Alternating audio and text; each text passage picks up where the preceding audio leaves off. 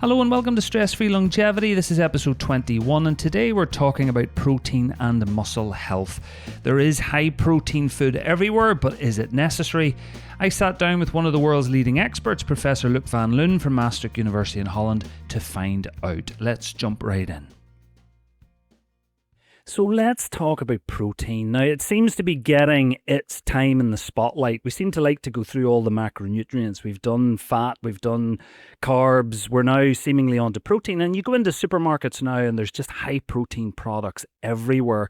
So just to set the scene, what does the science actually say? Is this a trend backed by evidence, or is this just the food industry's latest kind of marketing angle? As you say, it's hypes. I mean, when I started my career, I was working on substrates for energy metabolism, so mainly carbohydrates and fats. So I was focusing most on carbohydrate availability for athletes and mostly endurance athletes. Then as time progressed, I was thinking more in the line of exercise from people with chronic metabolic disease. And then, of course, the utilization of fat in the muscle, fat in the organs is important. So then it was about fat intake and fat use. And the last 20 years, I've been focusing more on protein. So in other words, hypes and popular themes within science shift in time. But in the end, there's three macronutrients: carbohydrates, fats, and proteins. And in the end, we're simply talking about food. So I think protein in the past, it was all about carbohydrates and fats, and people do not realize how important proteins are because we are mainly protein.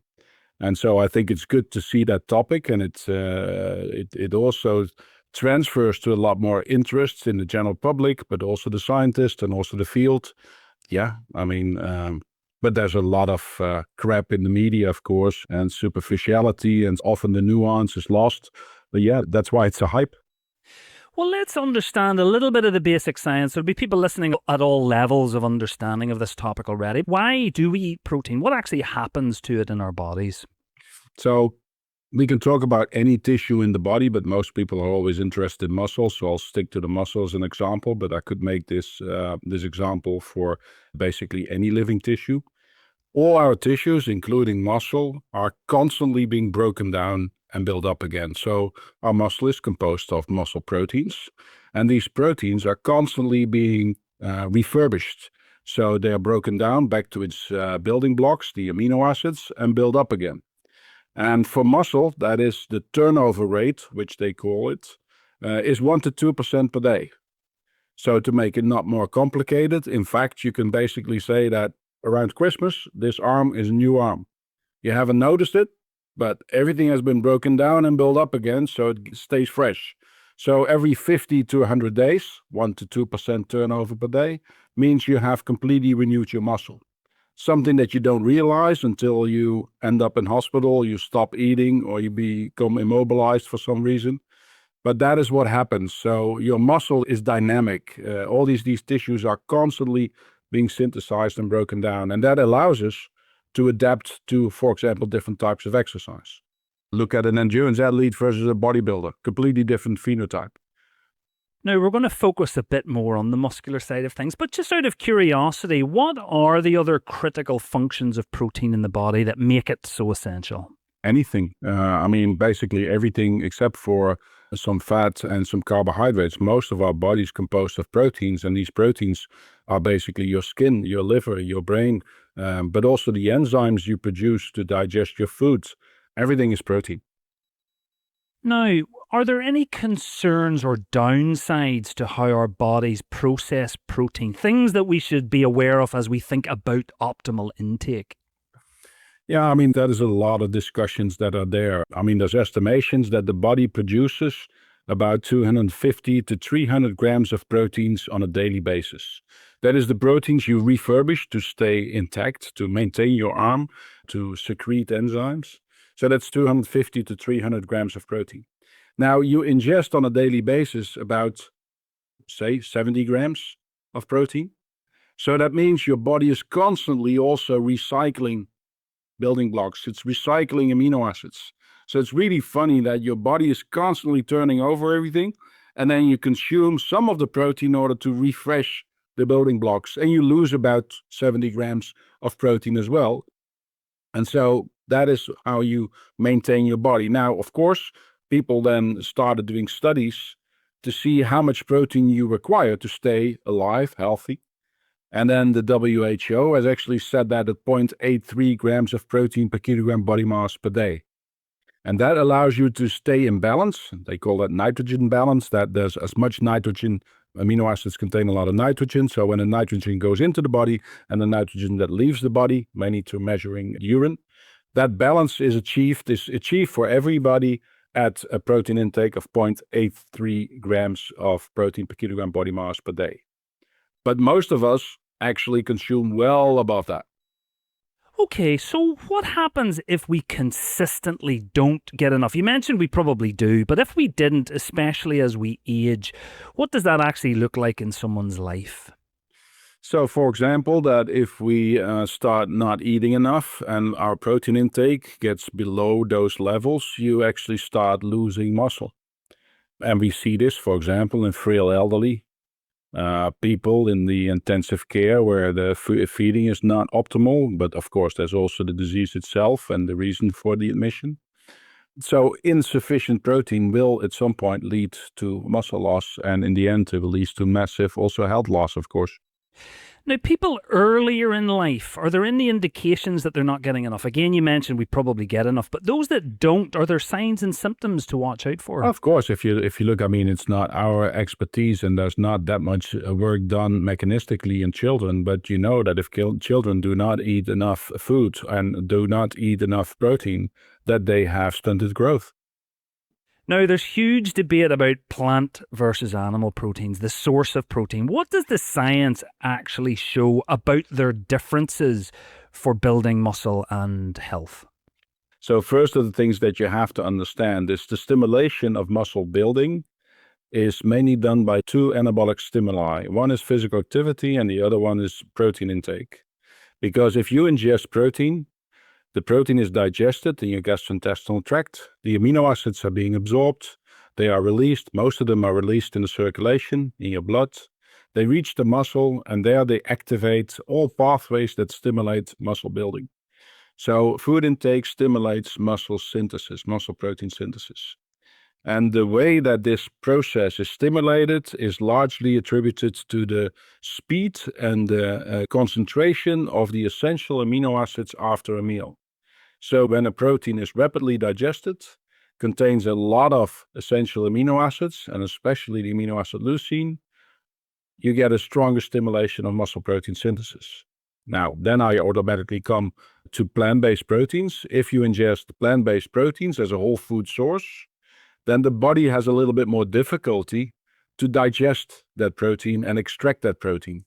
So the digestibility of plant-based food sources is more complex and more complicated than animal-derived protein sources.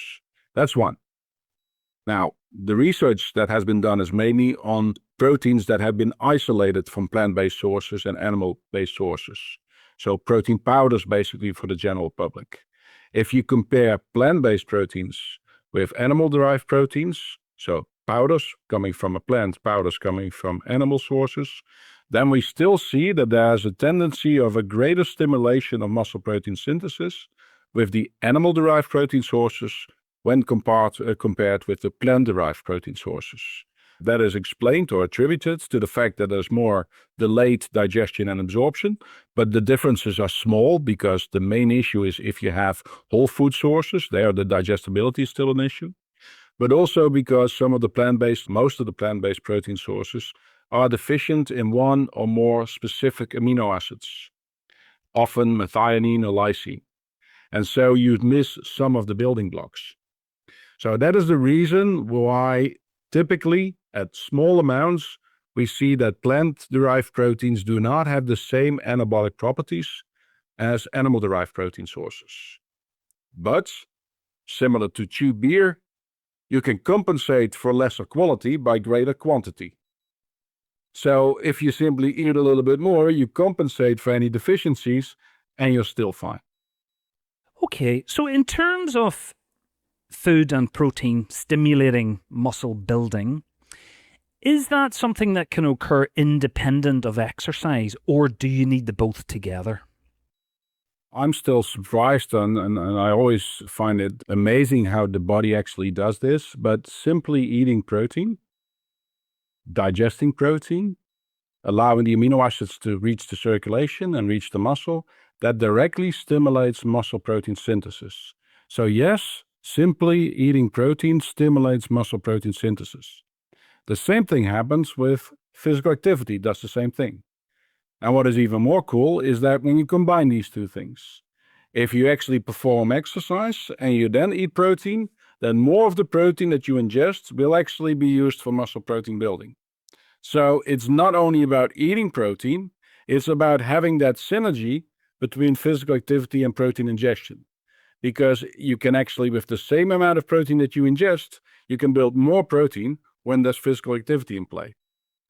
And so simply eating protein is not going to make you 150 kilograms of pure muscle mass, but it's the combination of physical activity or physical inactivity and protein intake that define what actually happens.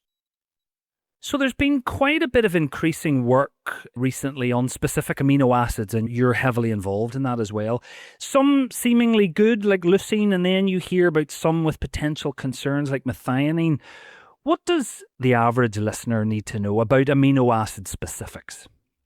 For now, I don't think anything. So the only thing that you will hear a lot and see in the supermarket shelves or in supplements is often the discussion about branched chain amino acids and leucine. And leucine is one of the branched chain amino acids. And we know that leucine is one of the amino acids that is very potent in stimulating those anabolic pathways after food intake. And that is the reason why people believe that products or proteins which have a higher leucine content are typically also capable of stimulating protein synthesis to a great extent. And this has been verified with, for example, adding free leucine to meals or different proteins with a low leucine content to show that you get a greater response. Of course, this is all academic research. This is not directly translatable to meals or how people eat themselves. But that is something that we know now a lot from leucine. And of course, there's also now more and more studies coming out on specific amino acid feedings in animals, for example. But this is a completely separate, this is not something that you can easily translate to a human diet where we don't consume individual amino acids or we don't consume proteins with a deficiency of a specific amino acid, because most humans do not consume a single protein or an amino acid diet. With methionine, I don't have anything to say because this is just confusing your audience, because there's studies where they show that if they add a specific amino acid or they remove a certain amino acid, that it has an effect on animals. But what you're doing is something that you will never do in humans, because you don't consume a diet that is deprived of a specific amino acid or something like that. We don't even eat one single protein, which animals of course do if they get fed only, for example, corn. So it's completely irrelevant, and it only confuses the general public. So just to clarify, can a plant-based eater, a specifically plant-based eater, get all of the amino acids they need? Obviously, they're deficient or low in certain amino acids, but if they eat enough plants, can they get enough for health, I guess? Yes, that's a simple answer. Most plant-based proteins can have a deficiency in one or more specific amino acids, but there's so many different plant-based proteins, and where some are deficient in one amino acids, other are deficient in another amino acid. So if you have a diet that combines all of these different proteins, then it's unlikely that you actually develop a specific amino acid deficiency. The only thing is that if you do not consume enough food, and of course with a plant-based food your digestibility of protein is less, you can have a risk of not consuming enough protein. But if you're healthy, you're active, you consume a lot of food, you already compensate for lower quality by greater quantity. Okay, so you mentioned already some of the guidelines and what the recommendations are. I wanted to ask, I know we're all different, obviously, but how much protein do we actually need? Have the guidelines got it correct? Would science agree with the current guidelines? Do we need a little more, a little less? Let's start with just a general recommendation for the average person. And then if there's any subgroups of people that you want to mention who may need to alter that amount. You have to have a guideline in order to help people. but science is, of course, much more complex than defining a simple guideline. On nitrogen balance studies in the past, it was clear that the WHO set a guideline of 0.83 grams of protein per kilogram body mass per day as an amount that allows most people to maintain a nitrogen balance, meaning as much protein goes in as much protein goes out in the form of nitrogen.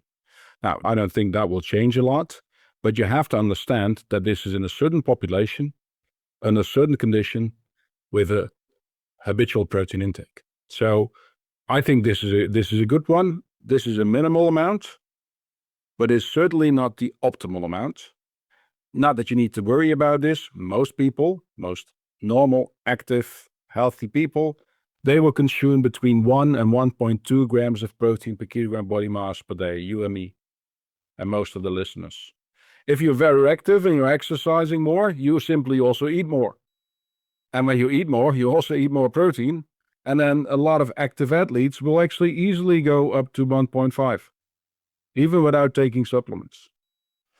Are there any subgroups like women at certain stages of life or the elderly who may need to be more conscious of how much they're eating? Very good. Under conditions where you're trying to lose weight and you reduce food intake, or when you become older, hospitalized, frail, and you can't eat a lot, and you don't have the sense of eating a lot, then your total food intake goes down up to a level that your protein intake goes down to a level where it's actually insufficient. Frail elderly, people trying to lose a lot of weight, people recovering from surgery in the hospital, those are all situations where protein intake is generally too low to be optimal. Now, I struggle, and I'm sure a lot of people struggle with numbers, 0.83 per this, per that. For those that kind of struggle with counting grams and doing the math, what does that actually look like on a plate? Can you give some kind of practical examples of what enough protein would look like in a meal? I like that question. And to first start off with, most people, I'm not sure your audience, but most of the people that pick up papers or stuff in the social media, they're actually pretty good at numbers because they know exactly how much protein powders they're consuming. But when I'm asking them how much protein they're consuming in their normal diet, they have no clue. So that is already an issue with supplements, because supplements is something that you supplement on top of your diet. Whether you need a supplement depends on what you consume in your diet, and that's exactly what they generally don't know. So that is something that you need to know. And half a liter of milk, 2 big glasses of milk is about 20 grams of protein. 2 to 3 eggs is about 20 grams of protein. Between 70 and 100 grams of meat or fish or chicken is 20 grams of protein.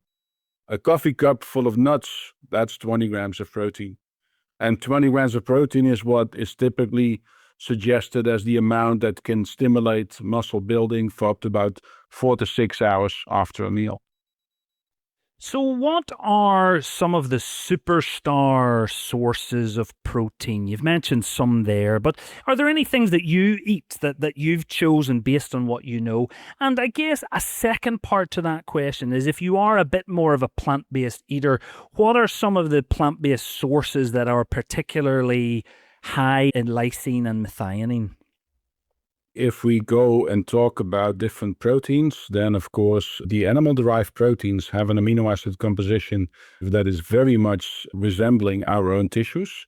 That's why they call it high quality. So a very balanced amino acid composition. And then you have to think about meat, fish, chicken, milk protein, cheese, eggs, and stuff like that. From the plant-based sources, I think most people now already know, soy, nuts, these things. But particularly, I think from the plant-based, you should never look at a specific protein. For plant-based, it's important to have a diverse diet with all different types of plant-based foods, because all of them have specific deficiencies. For example, corn has a huge leucine content, even higher than whey protein. But it can be deficient in lysine and methionine. So basically, think in meals, don't think in single proteins. From a health perspective, if you have a normal diet, I don't see any health issues with consuming meat, fish, or chicken, or dairy, plant-based. I think it's a a good mix, and whether the best mix is a 40-60 or a 60-40 or 50-50. I mean, in the Western world, it's generally like 60-40. In the rest of the world, so the less privileged world is the other way around. But they're catching up, and we're actually going the other way. So I think that doesn't make a whole lot of difference. I think the most reasons to cut down on dairy or meat is generally for other reasons. It's for sustainability, it's for animal health and stuff like that. I think from a health perspective, the body doesn't discriminate that much. It just needs the amino acids. And if it gets too many amino acids that they don't need, they will burn them or excrete them. And they will use the amino acids that they get. The body doesn't care where the protein comes from. Is there a limit to how much protein the body can handle in one sitting? Can you consume what you need in a day in one meal, or is it better to have a little bit of protein across all the meals? In healthy young adults, if you give 20 grams of protein, you see a stimulation of muscle protein synthesis for up to 4 to 6 hours. Based on that, people have suggested that it would be best, and I still agree with that, with 3 or 4 meals throughout the day, nicely distributed throughout the day with 20 to 25 grams of each main meal. But of course, when this comes in social media, people start worrying about, did I actually ingest my supplement or my meal immediately after the exercise session or whatever, and then stress because they haven't timed their protein well. For that reason, we did a study where we provided people with 100 grams of protein, a single bolus, not to convince people to start doing that, simply to show that if you consume more protein, that the body will take more time to digest and absorb the amino acids, and you get a greater or longer stimulation of muscle protein synthesis. So that also explains why people do not rapidly lose muscle when they start intermittent feeding or time-restricted feeding. So yes, with a greater bolus, you'll have a longer response. Have you any other tips around getting the most from your protein? For example, Keith Bauer, who you know, and I think he stole a quote from one of your research papers, was eating mince, you get more protein extraction than eating a steak. And correct me if I've got that wrong. But any little tips, other little tips around getting the most from your protein, like do you acquire or consume it better at certain times of the day, or the timing of it around exercise? Any little tips or pearls about how to get the most of it? Yeah, so it's not as sexy as you would like it to have on social media. It's the stuff that your mom actually told you does actually help you with stimulating muscle protein building after a meal. Sitting upright and chewing well are 2 factors that we have proven that directly affect the digestion, the rate of digestion and absorption of your protein. So yes, chewing well, sitting upright while you eat are 2 factors. Consuming some protein after exercise. Does it mean to have to be immediately after exercise, an hour? No, don't worry about it. Simply, if you have an exercise session, for example, most of us still have work, so we actually exercise in the evening, ensure that you have a protein-rich snack after your exercise session. Could also be a little bit later meal. So distribute your timing of your protein so that you also ingest some protein after your exercise session. And I think those are some of the key things that you can actually take home. Just out of curiosity, what does the sitting up do? I kind of understand why the chewing might be helpful, but what does the sitting upright do? So this was a fun discussion I think we once had in an Irish pub, where one of the postdocs, Andy, said like, yeah, look, but how could we ever figure out whether body position is an important factor in digestion and absorption? I assume we can't hang people upside down in the lab. And I said, Andy, why not? So we actually bought one of those inversion tables and we put people upside down and we did a study to see whether hanging nearly upside down has an effect on digestion and absorption, and that has a huge effect. Simply gastric emptying, of course, because there's no gravity pulling the food down towards your duodenum. And then you think like, why would you do something like that? Because it's not rocket science. No, it's not rocket science, but it's something that hasn't been done, which is not necessarily a reason to do it. But think about space and staying in space. There's also no gravity of your food pulling down. When we saw that those differences were huge, and actually much bigger than the effects of comparing, for example, whey and casein, we decided to follow up on that study and to see what happens when people lie down or sit upright, whether that also has a measurable effect. And it did. It was a huge effect. And of course, that is very relevant. Think of a hospital, people in intensive care units, people lying in bed and being fed. How is it different when we actually put them upright and actually let them consume the food sitting upright? Also, huge effects. These effects are actually at least in the same area as comparing whey protein versus casein or something like that. So also sitting upright, allowing maximal gastric emptying, having a rapid release of protein-derived amino acids in the circulation, all helps in contributing, getting that postprandial response, thereby stimulating muscle protein synthesis. Now, we should discuss supplements, I guess. I mean, they are everywhere. What's your general viewpoint? I know, I guess it's different for everyone, but who needs supplements? Who needs supplements? Probably not the people using them. I think there's two ways or two reasons to take supplements in protein: when your total protein intake in your diet is too low, or when the quality of protein in your diet is insufficient. So that automatically brings us to people that are stressing their body to a higher level in order to induce an adaptive response. That could be people recovering from an injury or from surgery, but also athletes trying to gain weight. Now, for athletes trying to gain weight or becoming a better athlete, they are typically very active and they already consume more protein simply because they eat more. If they try to do that while actually also reducing food intake and energy intake, that's where supplements are helpful, because you need to consume a more protein-dense diet. And a more protein-dense diet, meaning you have to eat more products that are more protein-dense, or, which is often much more simple, is taking supplements. The greater needs is, of course, with older, frail people recovering from surgery, still in the hospital. We know that those people actually consume only half or even 1/3 of their protein requirements. Would that advice stand, generally speaking, for high protein foods? You know, these aisles of high protein foods. Can the majority of us ignore those aisles? And perhaps they maybe have a use for those people that you've just mentioned. Yes, I mean, a lot of the sports nutrition supplements can actually be used also in clinical care and the other way around. But what is interesting, a lot of the products that I see in the supermarkets, which they now state high protein, are the same products that were there before without actually saying high protein. So a lot of these products is basically also good education for the consumer by telling you, did you know that there's a lot of protein in, I don't know, cottage cheese or in eggs, or a lot of people don't even know. So high protein often doesn't mean enriched with protein. A lot of the dairy now says high protein. It was already high protein 10 years ago. In addition, you have, of course, products where they added additional protein.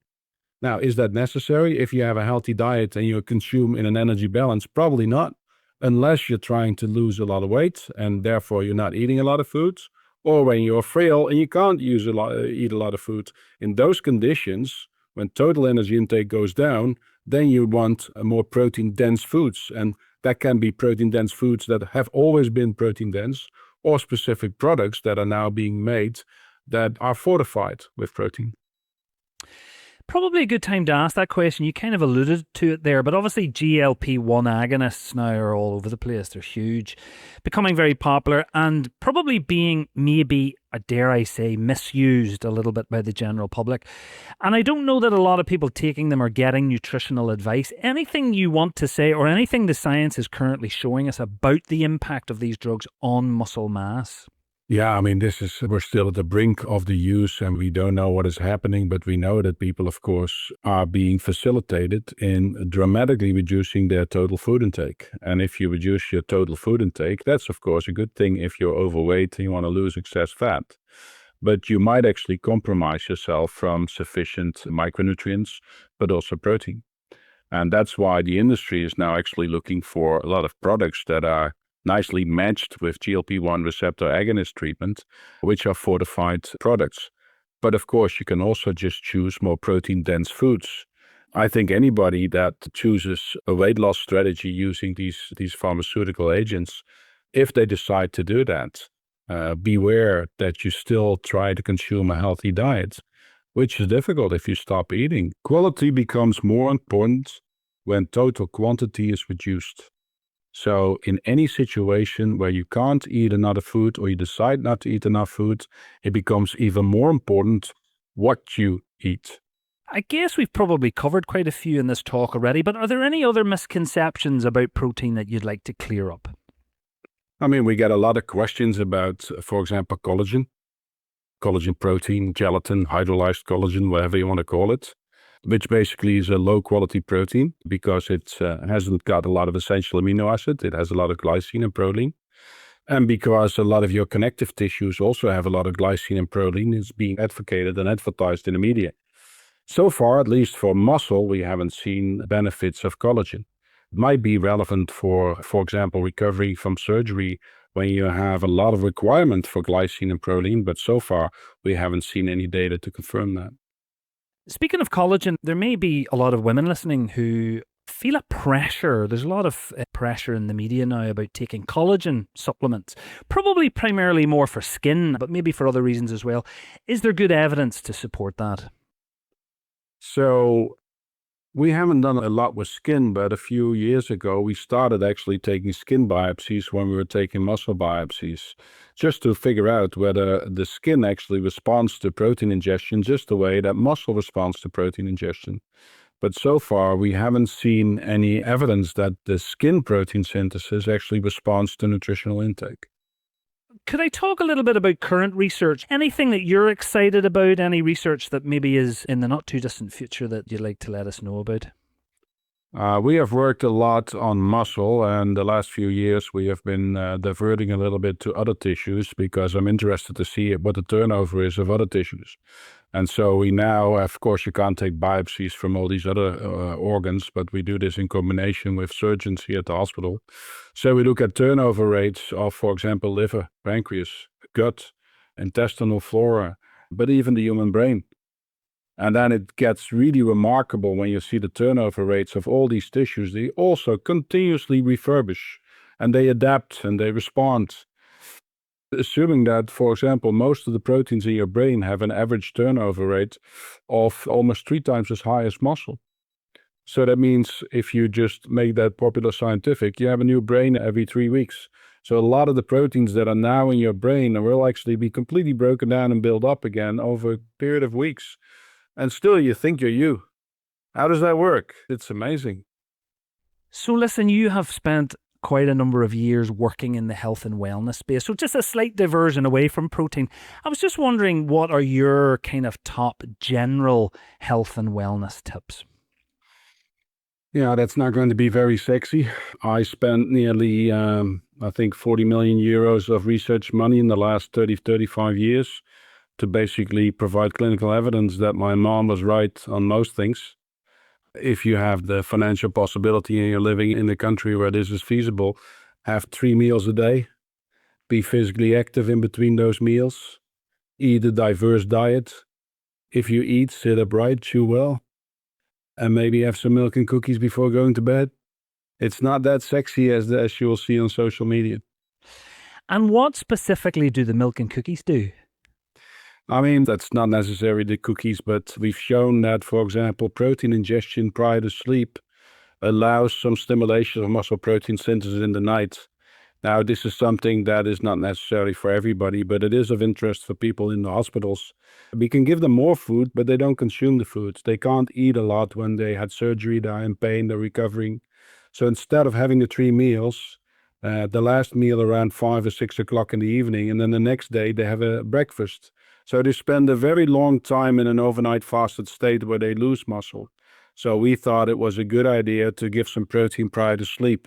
So we did some studies with even nasogastric tubes and protein being ingested or administered while they were sleeping. But to make a very long story short, now we finally managed that our hospital brings around some foods, some small foods, protein-rich foods in the evening in order to have a longer period where they actually are in a state where they're not in a negative state. And this is, of course, something that athletes do, to consume a protein-rich snack in the evening to maximize recovery from exercise performed in the evening. And this is something that would also be very relevant for all the people who are recovering from surgery or in a compromised condition. Can I ask you a general medical question? Not so much intensive care, but clearly there's a lot of people that come into hospital settings and for many reasons aren't as active. And maybe hospital food maybe isn't nutritionally as perfect as it should be. Are there any messages that you would like to say around how we could maybe manage patients and nutrition and exercise and protein intake in hospitals? I think that's a very good question. And also because sometimes when we talk about patients, we don't think about ourselves. But sooner or later, all of us will be, at some point in time, be a patient. So it's also all of us and all the people listening. We see all those depressing demographics about loss of muscle mass after 40. I think you just said that you were actually after 40, so you're also down the hill already. And I am also down the hill. But the whole funny thing is that the demographics show muscle loss as we age as a sort of a situation that we just have to accept because of age. But that's not the case. We now believe that most of the muscle loss that we see demographically over the last few decades is actually the impact of short successive periods of reduced physical activity where people lose more muscle than they regain after that situation. Think of a bladder infection, then a COVID, then an elective hip or knee surgery, and then with each episode, people regress. And you've seen this with your parents, maybe your grandparents, that it started with one hospitalization, and then suddenly in the next 8 years, things just went all the way down. So what we need to do is not only have lifestyle interventions where people maintain an active, healthy lifestyle, but also prevent muscle loss during such periods, which is doable because in the hospital, people are underfed. And that's not because the people in the hospitals are not doing their work, because they provide them with enough food, but most of the food is actually not eaten. And a lot of the studies, people look at the food that is being provided, but they don't look at what is actually consumed.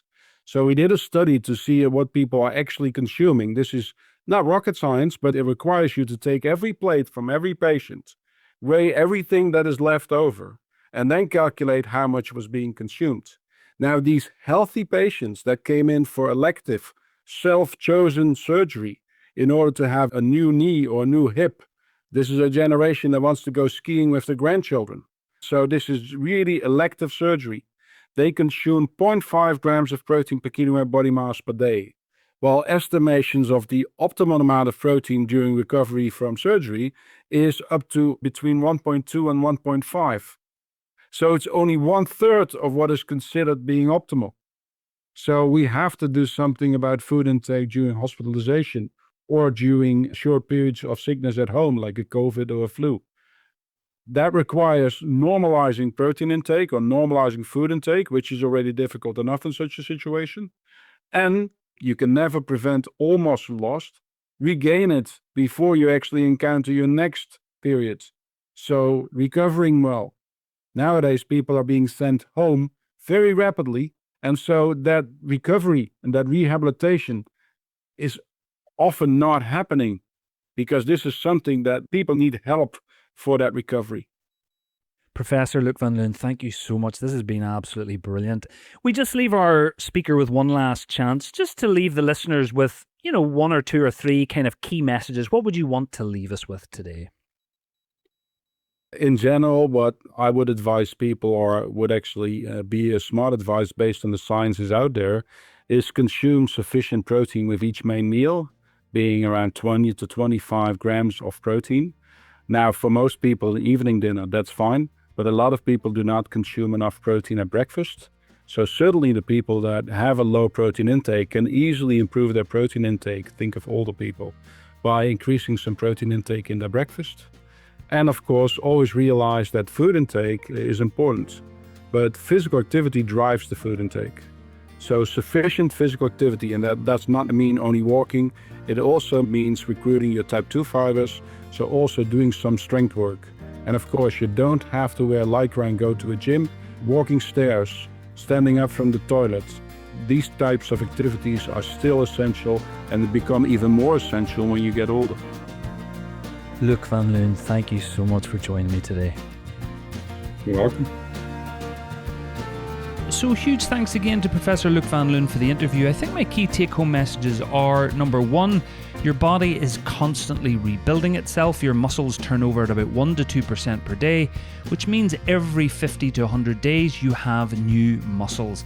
This constant renewal is why protein intake matters every single day and not just on gym days. Number two, most healthy active people already get enough protein without supplements. The people who may need supplementation include the frail elderly, those recovering from surgery, or people on calorie restrictive diets. If you eat 3 meals a day with diverse foods, you're probably fine. Number three, aim for about 20 to 25 grams of protein at each main meal. That's 2 to 3 eggs, half a litre of milk, or about 100 grams of meat or fish.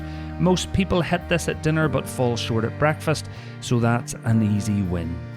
Number four, your body doesn't care where protein comes from, plant or animal. If you eat plant-based, just eat a bit more and vary your sources. The quality difference is real but small and easily compensated for with quantity and variety. And finally, number five, muscle loss as we age isn't inevitable. It's largely the result of successive periods of inactivity, like illness or hospitalization, where we lose more muscle than we regain. Eat a healthy and diverse diet and keep active at all stages of life. You can keep up to date with everything at stressfreelongevity.com, where you can also get my free Vital 3 Method guide, the exact steps I took to lose 16 kilograms and reverse my metabolic age by 4 years with no drugs or anything intensive, just the vital actions applied consistently. Until next time, take care.